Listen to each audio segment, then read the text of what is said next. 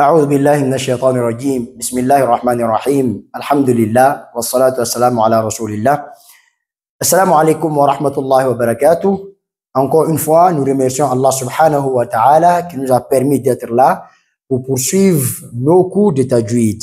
Et aujourd'hui, nous verrons ensemble la leçon 15, les règles des prolongations, ce qu'on appelle en arabe al-moudoud. Dans la langue arabe, lorsqu'on dit al-moudoud, on appelle mad ce que l'on définit par ajout. C'est le fait d'ajouter. Au niveau du tajwid, on nous dit quoi? On nous dit il s'agit de prolonger le son de la voix lorsque l'on prononce la lettre concernée.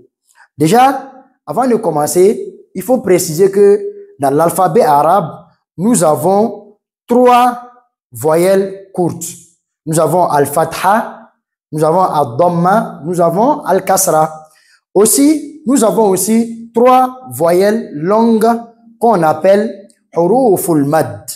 Et les huruful mad là, nous avons le alif, nous avons le wa, nous avons le ya. Ces 3 lettres là, c'est ces 3 lettres qui nous permettent de prolonger d'autres lettres avec les voyelles courtes. Je vais dire quoi? Exemple comme ça, nous allons prendre un mot, on va dire nou, hi, ha. Ici, on va dire quoi? Ici, si vous voyez, nous avons la lettre noun qui porte dhamma et le wa est venu. Donc, le wa va prolonger le noun. Nous avons la lettre ha qui porte kasra suivi de la lettre ya. Donc, le ya va prolonger. Nous avons aussi la lettre ha suivi du alif. Donc, le alif va prolonger la lettre ha. On va dire quoi? Nou, hi, ha. Donc, ici, nous avons vu les voyelles courtes. On a vu dhamma, kasra, fatha. On a aussi vu les voyelles longues, le alif, le wa et le ya. Donc, ici, on nous dit quoi? On nous dit les prolongations se divisent en 2 catégories. Nous avons al-maddul asli wal-maddul far'i. Al-maddul asli, c'est quoi? Et al-maddul far'i aussi, c'est quoi?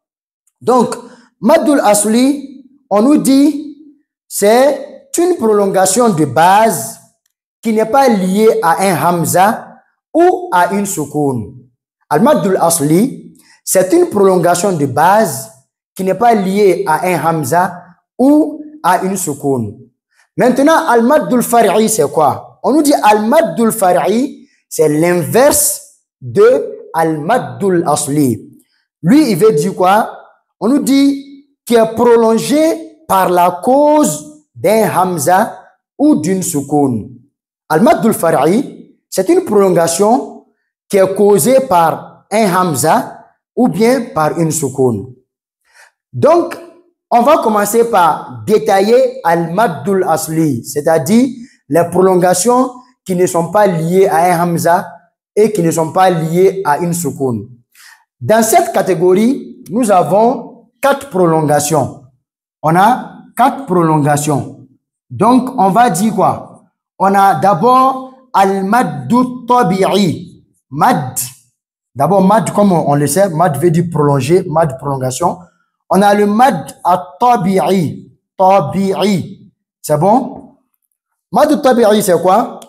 On nous dit, mad at-tabi'i, c'est la même définition que mad al-asli. C'est-à-dire, c'est une prolongation de base, un allongement naturel. La voyelle longue n'est ni suivie, ni précédée d'un hamza ou d'une soukoun.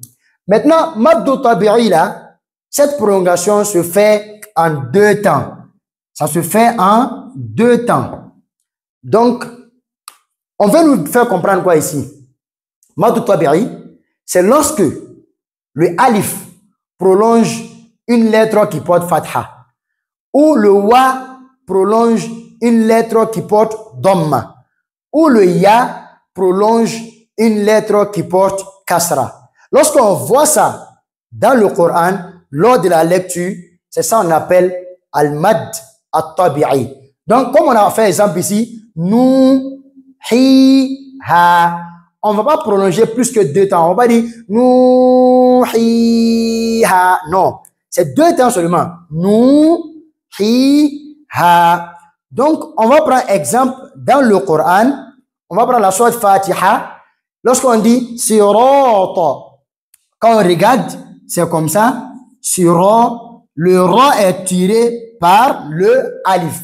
Et quand on regarde, le ra porte fatha, le alif est venu.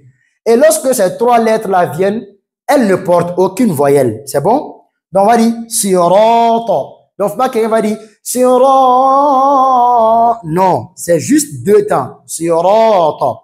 Ou bien, on va prendre alladhina. Sirata alladhina. Quand on prend alladhina, le vi est tiré par le ya. Alladhina. Sirata alladhina. Faut pas dire sirata alladhina. Non, ça ne marche pas comme ça. Ghayril maghdubi. Ghayril maghdubi. Le dou est tiré par le wa. Et le wa porte quoi? Dhamma. On va dire ghayril maghdubi.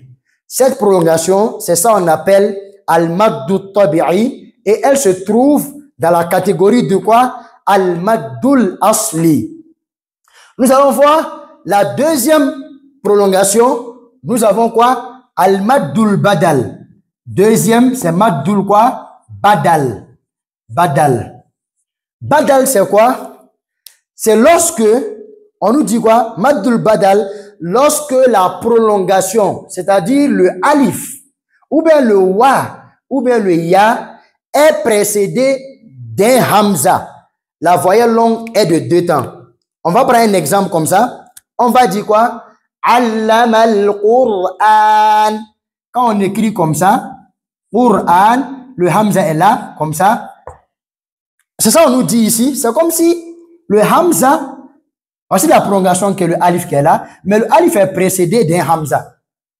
Donc, ça veut dire que déjà que c'est le hamza qui est prolongé ici. Et cette prolongation, c'est en 2 temps. On appelle ça maddul badal. Ou bien, on va dire amanu, ou bien utu, ou bien imana.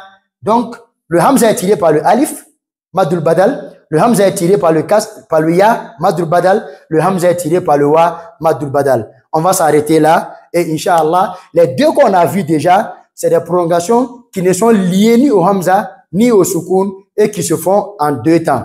On s'attrape bientôt pour la nouvelle leçon. Wassalamu alaikum wa rahmatullahi wa barakatuh.